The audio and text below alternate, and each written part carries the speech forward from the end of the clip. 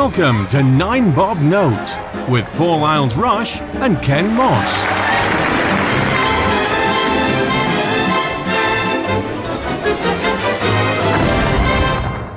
Hello and welcome to 9 Bob Note. I am Paul. And I am Ken. Hello everybody. Hi kids. Ken, we're in safe hands because you're in the driver's seat this week. Very foolish words. Commuting. It's for an LGBTQ podcast. It's got bugger all to do with it, actually. But I have just stepped into the world for the first time in my life of commuting. And I am really, strangely, despite everything I've ever thought about it, really, really enjoying it. There are little things that I've never been privy to in my life. So being a bus wanker in the morning, using public transport. There's a splendid park and ride in Preston, yes, which certainly beats trying to beat my way through the traffic every morning and find a car park somewhere. But you also get a side of life that is missing to you when you either work at home or don't have a job that involves working in a town or a city, or indeed with other people. Now, the vast majority of my working life has been spent working largely alone or with very, very small groups of people. Yeah. To actually commute on buses and see all the different types of people that are going to work in the morning and seeing the town and the streets in a different way than they are the rest of the time when I see them, and then getting off the bus and walking through town and seeing everything come to life before it's open or just opening up, and all the people scurrying off to work and to be part of that vibe of everybody scurrying into buildings to bring the town to life. You see a great different side of just people and places, and it's really nice. I found it really nice to be surprised by very familiar surroundings looking completely different, because I never see them like that. I never see the shops closed. I never see people on their way to work looking some mornings bright and breezy, some other mornings like their entire world's collapsing. They'd be anywhere else other than that. And then the buzz of going into an office and being surrounded by people, and you've just got an entire fresh day ahead of you, and you've no idea what it's going to be like. Now, you're an old lag at this, so the charm has probably worn off about 2 decades in the past. So you and I are now seeing commuting, or indeed the daily trip to the office, and I'm going to include the office in this as well. You're probably quite jaded about it. So I'd be interested to hear your view on how you perceive commuting and going to work in an office, because I know you spend quite a bit of time working at home. But do you view that journey with dread, or do you quite enjoy it, or neither? It's a bit different at the moment because I did used to get the train into work, but then thanks to our good friends at Northern Rail, it's impossible to get into Manchester on the train at a reasonable time and then get home at a reasonable time. So I have been driving into work. I quite enjoy the drive into work. I get to listen to podcasts and just, chatter away to myself on the thing. But I did used to like going on the train. Probably about 15 years ago, I worked at a different company in Manchester, and there were a group of us from Preston who all got the train into Manchester every day. We all worked at different places, but because we saw each other every morning at the train station, we would always sit next to each other. We'd sit around one of those table seats on the train. We'd save each other seats. If someone was getting on at Leyland and we got on at Preston, we'd make sure we saved them the seat. And we'd go out for Christmas dinners and stuff like that. With people that you met on the train? Yeah, right. We had a little train gang. It was really nice. And you do sort of get that camaraderie, and it's nice. That did sort of fade away a little bit, I think, just because people go on and do different things. Yes. But yeah, I quite like the commute in general. I'd prefer it if I was able to go on the train, because I like being nosy and looking at people. And as you say, it's probably very similar to when you're going into Preston to your work. Actually, on the train or the bus or whatever, as you approach Manchester, and the sun's still coming up, and everywhere's closed. They're sweeping things. It sounds like the start of Mary Poppins or something, doesn't it? But it's nice, and people are going to get their coffees. So I definitely enjoy it, and I do like being in the office. I like going in and seeing who's in there on that day, because we only have to work 2 days a week in the office. So depending on what days I go in, I get a completely different set of people every time I go in. And so it's nice. Sometimes you'll go in and you'll be sitting next to someone who you've not seen for weeks or months. And it's nice, a lot of fun. What I would say is, because I live so far away from where I work, there's not so much the social element. And in fact, I don't know whether that's just because things have changed. I don't know if it's different where you work. But back in the day, we would always go out for a drink on a Friday after work and, things like that. And now, I don't know whether it's just that I'm not invited. But you're boss man Bing now. Yeah, they all just go out without me. But there isn't so much of that. And if there is a social event, it's planned weeks in advance. But I used to work at, I can't remember the name, that catalogue place in Preston. Littlewoods Index? Oh, Studio Cards? Yeah, but Gus, yeah. It was. I worked there for one summer during the summer holidays, and we used to go to the pub for lunch. And then on Fridays, after we'd finished work, everyone would just go straight to the pub. And it didn't matter if you were with people who you never worked with before and never spoke to. It's just whoever was walking out of the door at that time, pub. And that was really nice. And just, I do. It's nice, isn't it? It's something I can see why you appreciate it. And I do kind of miss it when I'm driving in. Yeah, I've got a couple of bus buddies. I've got them within a couple of days because I never get the bus at the same time every day. The beauty of the park and ride is it's 10-minute intervals. So I've got 10-minute increments to the start of my day. It doesn't matter when I turn up. But there's now somebody on pretty much every slot that they've either we've chatted or we can nod and say hello to or something. And getting into work, there is that camaraderie. I mean, I've been already, I think within about a week. A bizarre twist, my boss is related to the steward of the trades hall. So the news recoiled around Bamber Bridge and Preston, and before long I'd been asked, do you fancy doing a Christmas quiz for us here for the entire department? No pressure. So yes, go on then. And it's just nice to have been. I've been really welcomed in, and the warmth and fun in the office. It's a civil service department. I've always wanted to get back into local government working, but I've never actually worked for the civil service. Well, not for a long time. I worked for the county council many years ago, but the pace of work is quite different to what I'm used to. Yeah, there's a very relaxed air about it. So yes, it's extremely enjoyable and a lot of fun, but a lot of that is the fact that I've never worked in close proximity and travelled in close proximity before, and it's just something very new and different and exciting. Now, it doesn't bother me. I would love working from home on my own all the time. I've worked on my own, so it doesn't bother me in the slightest. But now that I've had a taste of what it's like, I'm really quite enjoying it. Excellent.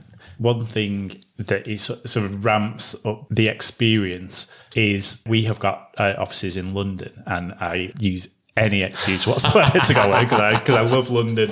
And that's one of the things that I love most is getting up in the morning and going whatever hotel you're staying at, going down for breakfast and walking through the streets of London, and everyone's going off to work in different places. And it just, the way you described it going into Preston and the way it is going into Manchester, it's like that times 100 in London. It's just, it's very, very cool. And well, I've never been a great fan of cities because they are a bit soulless, but they are a living thing, really, a city. And London, I mean, I'm not really fond of any of them. I think Manchester I've got a warmth towards. Liverpool's slightly less so. There's just not as much. I can't quite put my finger on why there's not as much heart and warmth in Liverpool, because it's similar to Manchester in terms of, it's got all the same shops and facilities and things. I can't quite put my finger on why it's not quite as warm to me as Manchester. London I find very cold, but it's beautiful. It's full of history and architecture and vibrancy, and it's just that everybody is hateful. If you say hello to somebody, what the hell? Arrest that man. Yes. He said good morning. Yeah, there is that, especially if you go on the tube, for example, just making eye contact with people, and they just don't like it. I don't know whether it's specific to London or the South in general, or just I don't know. But if I was on a bus in Manchester or a train and someone came and sat next to me, I would always, say even good just morning, or just nod and just a smile nod. at them. And if you did that in London, they'd think you were a weirdo and probably go and sit somewhere else. He must be gay. Why is this man saying hello? Is he coming on to me? Yeah, but you mentioned briefly there about breakfast. Now, this is, again, it's a luxury I've not really had for quite a while now. And just that not having to leap out of bed before the crack of dawn and, sprint as fast as I can to work and get up and have breakfast and have a lazy, leisurely pot of tea, do a bit of, work or editing or writing or something before I start work, getting a nice shower and shave, wearing, which for a long time I've not worn for work, a suit and a nice clean shirt and every morning, getting sparkly fresh. Again, things that people all take for granted, but the tiny little pleasures that I'm getting from the things that people just do as a matter of course every single day that I've never, I won't say never, but I've not experienced for a very, very long time, decades. And it's lovely to be back in that world again, I must admit. Hurrah. Yes, hurrah. Very positive. Yes, so it's not, I don't know whether to rate commuting as such, but I would say office-based work in a city. I'm going to put that to the feather or not test. And I'm going to start with you. As you have said, I have been doing it a little bit longer. So just a bit. Novelty, yes, the novelty's worn off. Although, having said that, we did have a couple of years where we didn't go into the office at all because of COVID. So the returning to the office is something of a novelty. But yeah, I do enjoy it. I enjoy the travelling in, and also the atmosphere in the office, the buzz of hearing other people working rather than just looking around and seeing, it's just me on my own.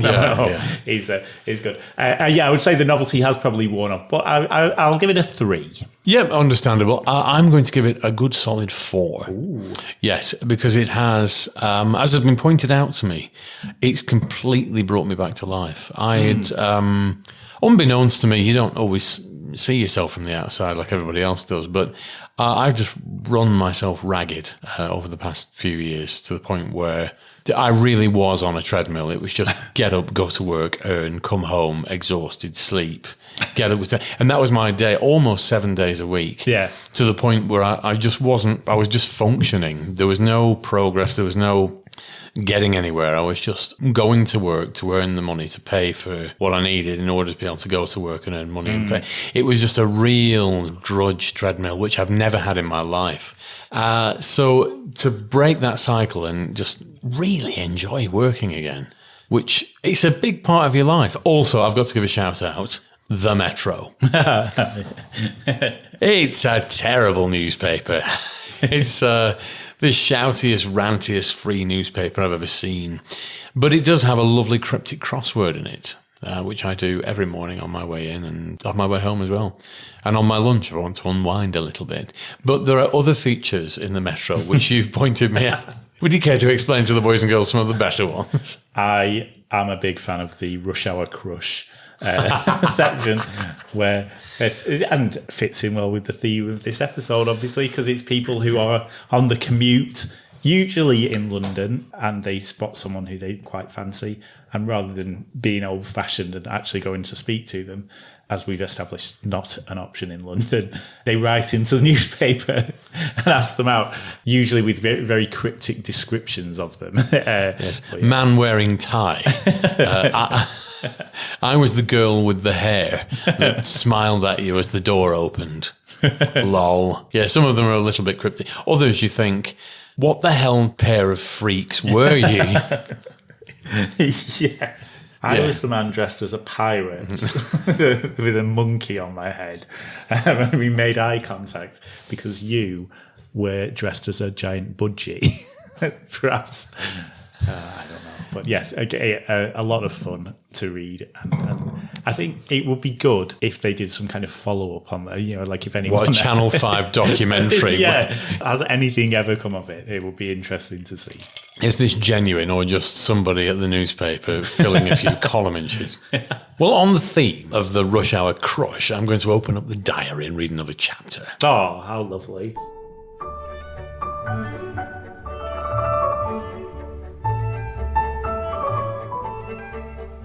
Yes, how lovely indeed. This, again, is from my period internet dating, which thankfully is now well over. I got chatting to somebody, again, very nice, chatted on the phone before a date. Mm-hmm. Went to meet. I think we were both quite nervous is too strong a word, but trepidatious, and it was lovely. It clicked straight away. And we went for an afternoon drink, and she said, well, would you like to go out this weekend? We did. And she actually looked like her pictures, always a plus. But I tend to avoid, well, in fact, I don't tend to. I now do avoid people with pets, specifically dogs, because they're just very tying, more tying than children. So the children I've never bothered with, but dogs in particular are a big no for me. No, I don't have any dogs. I don't have any pets of any kind, and I've no children. So, right, okay, there's lots of potential here. And I got invited back for drinks. Went back, 6 Labradors and 4 very young children. Wow. Did she just think that you wouldn't notice? I wouldn't notice. So I had to get up very early for work the next day and had to leave, and that was the last of that. Yes, why do people lie about something so massive when they're dating? Yeah. Do you not think they're going to find out? I mean, I don't know. Yeah, there's something not right there. I mean, she was very nice. She was very personable, very pretty, very, there's nothing, it wasn't like she was a little bit loopy, but what was that? I just don't know. So yes, note again, a bit of advice out there and in dating world, don't lie. Yeah, tell the truth. Well, that's some handy dating advice there, Ken. Thank you very much.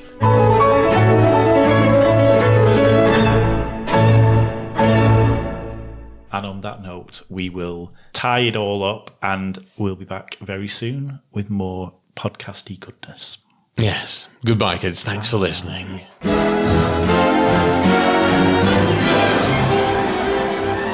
Nine Bob Note featured Paul Isles Rush and Ken Moss. Title music was by Mark Shyman, and the program was produced by Maverick Productions.